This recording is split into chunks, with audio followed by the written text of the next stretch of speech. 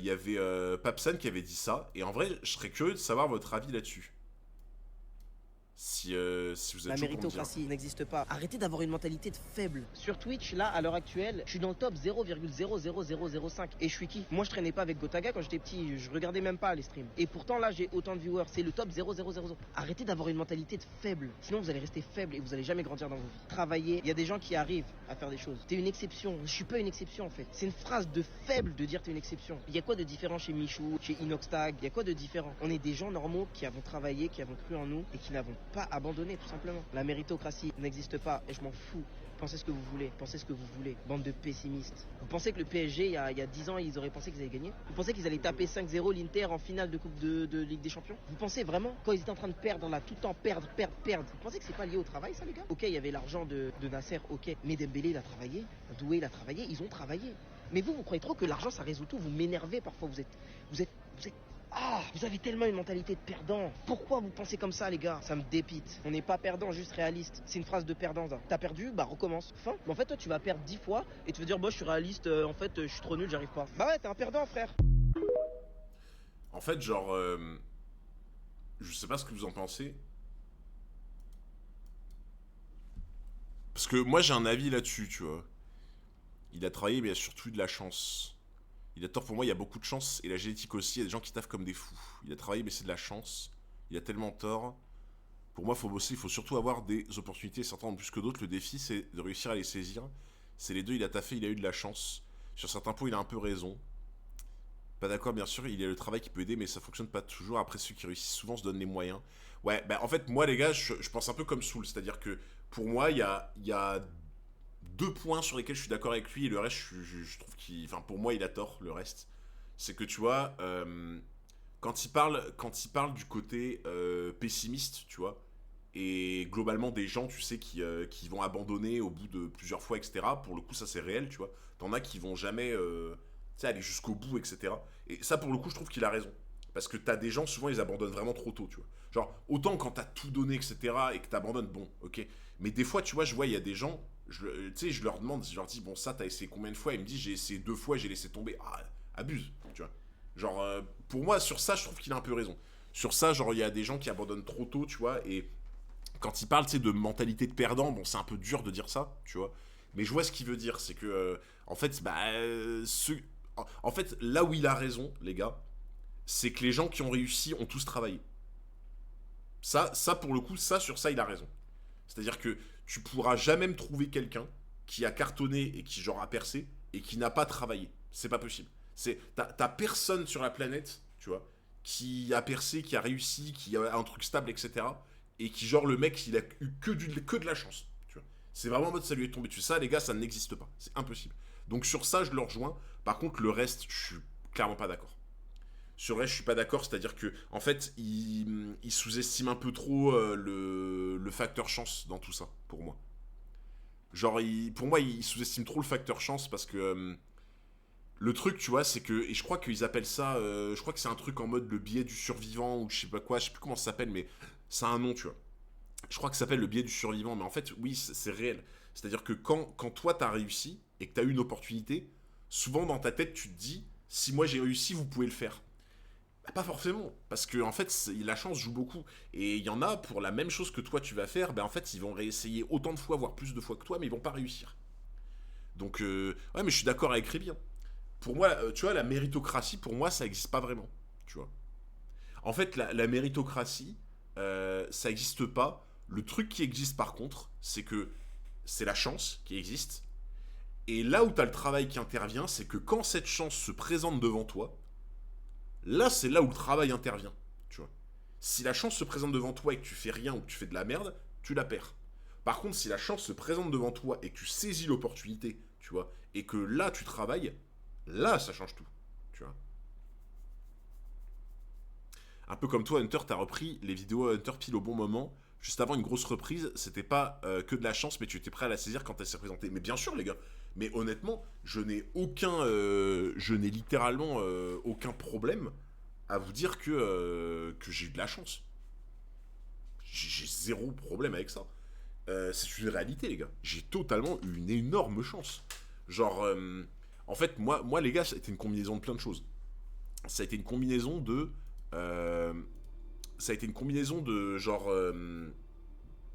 j'ai créé une chaîne au moment où les mangas, il y avait encore un peu une ouverture. Maintenant, c'est plus dur de faire ta place dans les mangas sur Internet, tu vois. Mais au moment où j'ai lancé, moi, de mon côté, j'ai eu une ouverture. En plus, il y a mon pote l'Instant Manga qui m'a mis en avant pendant ma première vidéo, donc ça m'a donné quelques centaines de personnes qui sont allées voir. Ça a tout changé. Et comme dit Kiroax, derrière, sur les mois qui ont suivi, Hunter a repris, tu vois. Enfin, Togashi a redonné des signes de vie. Donc en fait, moi, j'ai vraiment eu les astres qui sont alignés, en fait. Tu vois. Il y a plein de gens qui taffent de ouf sans jamais percer, ça veut dire quoi? Tous ceux qui percent pas de taf, faut arrêter de déconner. Ah, mais je suis d'accord avec toi, hein. La chance peut se provoquer aussi. Alors oui, tu vois, mais à moindre mesure, en fait. La chance se provoque... En fait, pour moi, oui et non. Oui et non, c'est-à-dire que la chance, c'est pas que ça se provoque... Parce qu'en fait, la chance se provoque, ça veut dire que tu la déclenches, tu vois. Bah oui et non, tu vois. Parce que, oui, je vois ce que tu veux dire, c'est-à-dire que tu la déclenches en feu, en travaillant, tu vois. C'est-à-dire que bah, tu fais des vidéos, tu t'améliores, tu fais des meilleurs trucs, etc. Oui, en soi, tu la déclenches, tu vois. Mais pour moi, le vrai truc important, c'est la chance se présente, et là, c'est pas que tu déclenches, c'est que tu prends l'opportunité, tu vois. C'est toute la différence, les gars. Tous ceux que vous voyez qui ont réussi aujourd'hui, c'est ceux qui, quand il y a eu l'opportunité, ils l'ont prise à ce moment-là. En gros, Radioactivity, bah, pour l'instant, Hunter, c'est en stand-by. Enfin, pour l'instant, parce que Togashi, on sait pas trop ce qu'il fait, quoi, avec ses problèmes de santé. Il devient quoi, Loïc, d'ailleurs? Bah, il a arrêté, pour l'instant. Il m'a dit que il voyage pas mal, il fait des petits boulots et tout, un peu par-ci, par-là, mais il compte peut-être reprendre, mais pas pour tout de suite, quoi.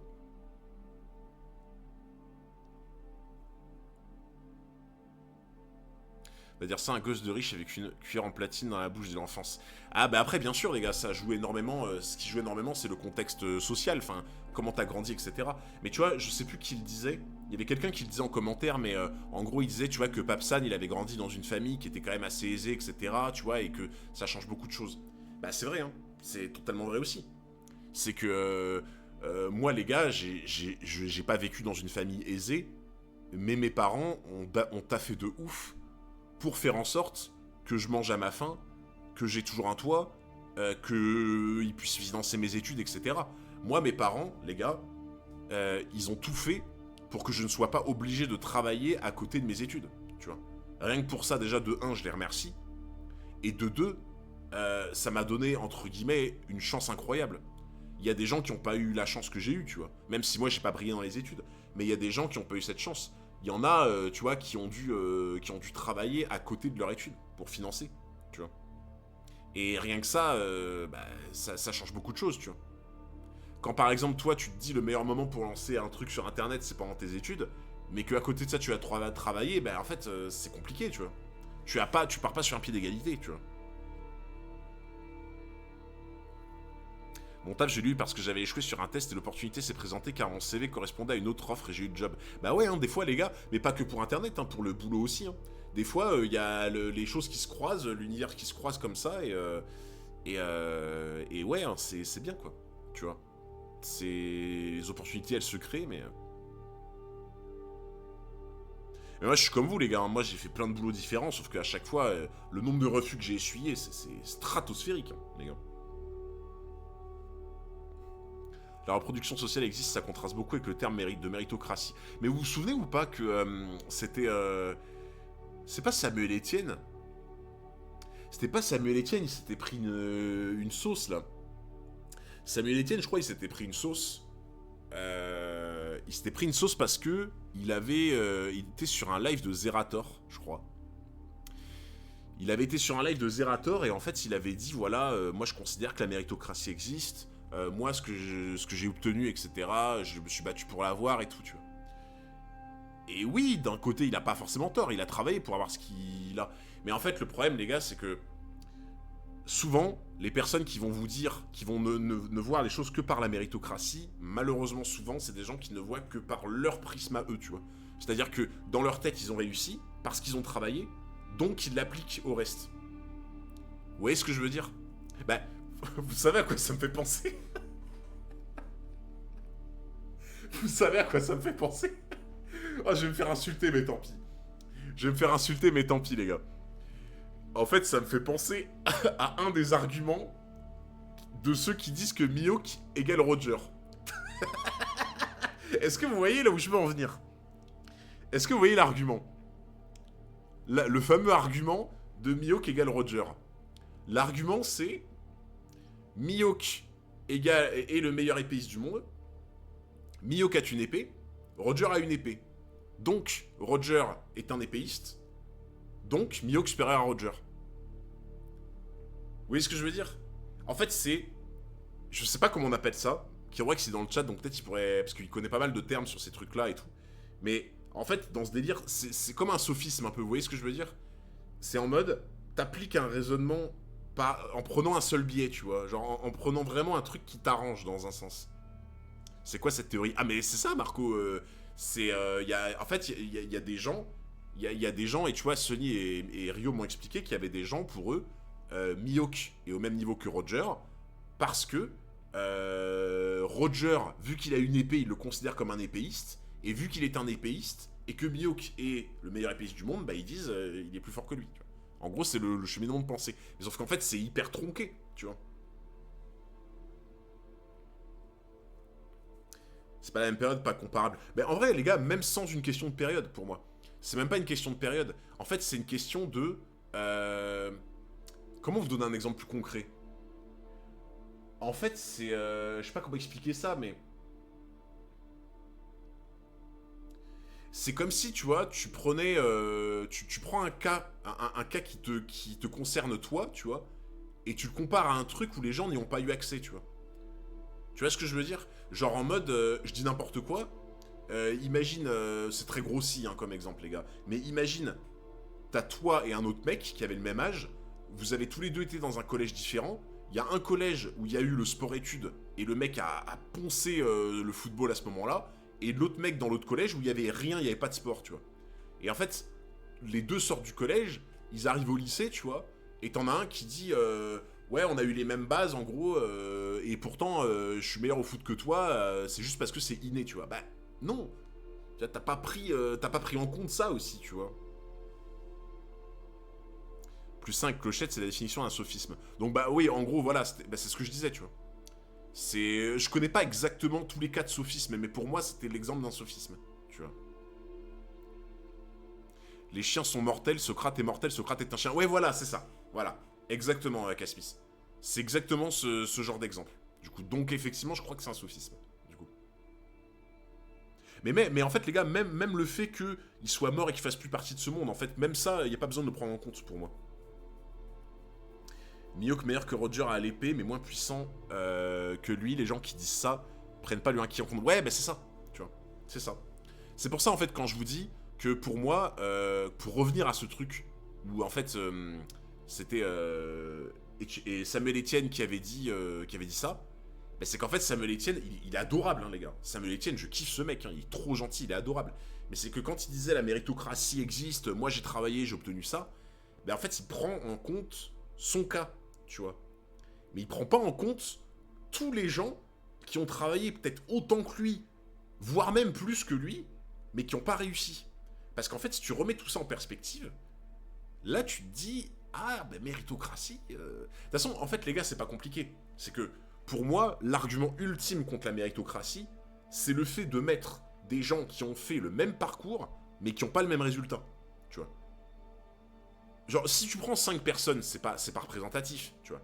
Mais imagine, tu fais un sondage, et tu prends genre, allez, 1000, 2000, 3000, 5000, 10 000 personnes, tu vois. Tu prends 10 000 personnes qui ont fait la même chose, le même parcours, au même âge, le même truc, machin, tu vois. Et tu vois qu'à la fin, il y en a genre 5 qui ont réussi, tu vois. Bah là, tu vois, la méritocratie, c'est dur de la défendre, à ce moment-là.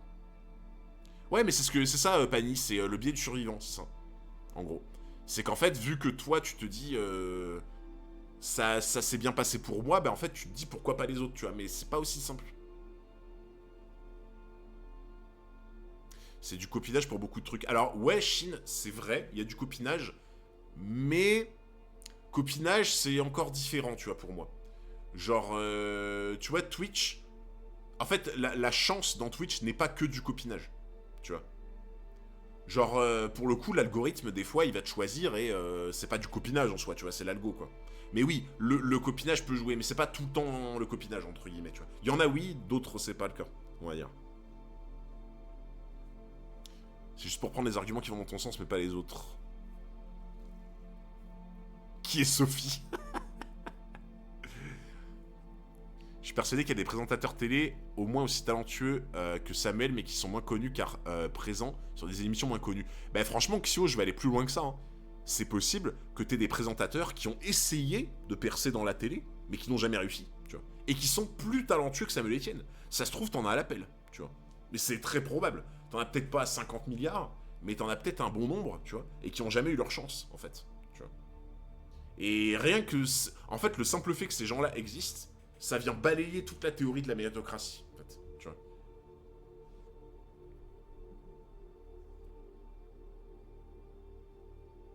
Mais c'est intéressant, les gars. En fait, ça, par exemple, pour moi, c'est un thème qu'on pourrait faire dans un radio flop, tu vois. C'est clairement un thème qu'on pourrait faire dans un radio flop et qui serait vraiment très intéressant à développer, tu vois. Surtout que le plus intéressant dans un thème comme ça, sur un radio flop, ça serait d'inviter des gens qui sont convaincus de la méritocratie. Parce que moi, par exemple, j'aimerais beaucoup entendre leurs arguments. Tu vois. Et ça se trouve, ça me surprendrait. Hein. Peut-être qu'il y en a certains, tu vois, je serais là en mode ah ouais, putain, j'avais pas vu comme ça. Tu vois. Dire que Twitch c'est du copinage, c'est faux, surtout pour Hunter404. Dites-vous qu'au tout début, on était 50 sur ce live. Hunter connaissait presque rien à la plateforme, ni les codes, ni rien. Ah ouais, mais je suis d'accord. Clairement, je suis d'accord avec Kiroax, les gars. Genre, moi, tu vois, oui, moi, par exemple, Doga a pas mal joué, tu vois, il m'a mis une petite lumière. Donc c'est vrai, hein, Doga, entre guillemets, m'a fait du copinage. Il m'a mis une petite lumière quand j'ai commencé One Piece. Sauf que les gars, c'est pas parce que Doga m'a mis une petite lumière que d'un seul coup, après, on a fait des lives à 1000 viewers à Marineford, tu vois. C'est quand il m'a fait une petite lumière, on est passé de 80 à 150, 130, tu vois. Ça a été une étincelle, tu vois. Et même le truc, c'est que y a plein d'autres choses après que j'ai fait un peu de tout seul, tu vois.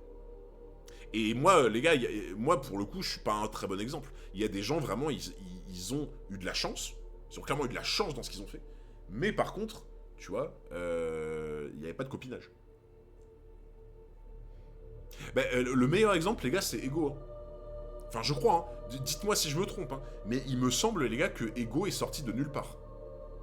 Je dis peut-être de la merde, hein. Mais il me semble que dans une vidéo, j'avais entendu quelqu'un qui parlait d'Ego et qui disait que le mec est sorti de nulle part. Il avait pas de chaîne avant, il avait vraiment rien, genre en mode il est sorti de nulle part. Juste l'algo, bah il l'a mis en avant de fou et ça a explosé, tu vois. Donc il a eu de la chance, oui, mais il n'y avait pas de copinage. Ouais, j'avoue que ça fait comme une pratique chelou, ouais. La méritocratie pour les artistes qui se font remplacer pour l'IA, je sais pas si ça rentre dans le débat. Bah, c'est encore une autre partie, tu vois, mais... J'ai eu beaucoup de chance dans mes études, je tombe sur un sujet tombé l'année d'avant. Moi, les gars, la seule grosse chance que j'ai eue dans mes études, c'est au bac d'histoire. Bac d'histoire, je suis tombé sur le truc que je connaissais par cœur. J'ai trop eu de la chance, c'est un truc de fou. Le copinage, si t'as acheté, ça va vite se voir, ça tiendra pas longtemps. Ah bah, c'est pire que ça, Brefstone. C'est encore pire que ça. C'est que c'est même pas que ça tiendra pas longtemps, c'est que ça tiendra pas du tout. Parce que t'auras beau te faire raid, t'auras beau te faire pousser en avant par des mecs qui sont plus gros que toi, si t'as rien à apporter, si t'as pas ta personnalité, si tu dégages pas quelque chose, les gens ils vont jamais rester. Tu vois. Donc en fait, ça commencera même pas en soi. Tu vois. De toute façon, les gars, dites-vous un truc. Hein. Y en a, ils pensent que quand vous prenez un raid, genre en mode votre vie elle change. Ah non. Hein. Ou alors vraiment, si tu prends un raid de fou furieux, tu vois. Tu prends un raid de anime qui te raid avec 50 000 personnes, bon là, il y a... Je pense que si tu fais pas le con, il y a un monde où tu peux commencer à lancer quelque chose. Mais les gars, même si vous prenez un raid de 1000 personnes ou quoi, croyez-moi, le lendemain, vous allez lancer un live, ouais, ok, il y a quelques personnes qui vont revenir, mais ça change pas grand-chose. Hein.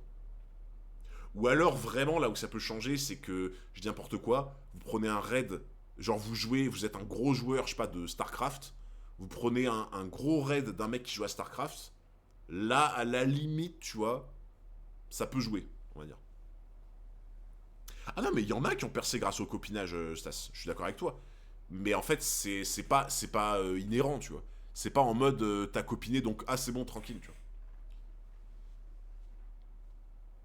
C'est personnalité taverne donc on a toujours envie de passer sur live. Bah ça tu vois Taeko ça fait trop plaisir ce que tu dis. Ça fait super plaisir tu vois. Mais je le sais hein, en fait je le vois bien tu vois que quand je fais d'autres sujets, d'autres lives, d'autres trucs qui ont rien à voir, je le vois bien on perd des gens mais on n'en perd pas tant que ça tu vois. Donc en fait ça me prouve bien que les gens ils sont là surtout tu vois pour une personnalité, pour une ambiance tu vois. Je vois les gars il y a des gens des fois ils font des 2000 viewers sur de la React et après quand ils font autre chose ou du jeu vidéo ils passent à 80 tu vois. Et c'est dur en vrai les gars. Hein. Franchement je vous jure c'est pas facile hein, quand ça vous arrive. Hein. Mentalement tu te prends vraiment un coup de massue quoi tu vois. De toute façon tu te prends toujours un coup de massue quand t'as moins de gens qui restent pour autre chose tu vois. Moi là où j'ai du bol c'est que globalement quand je fais autre chose ça va je perds pas beaucoup de gens tu vois.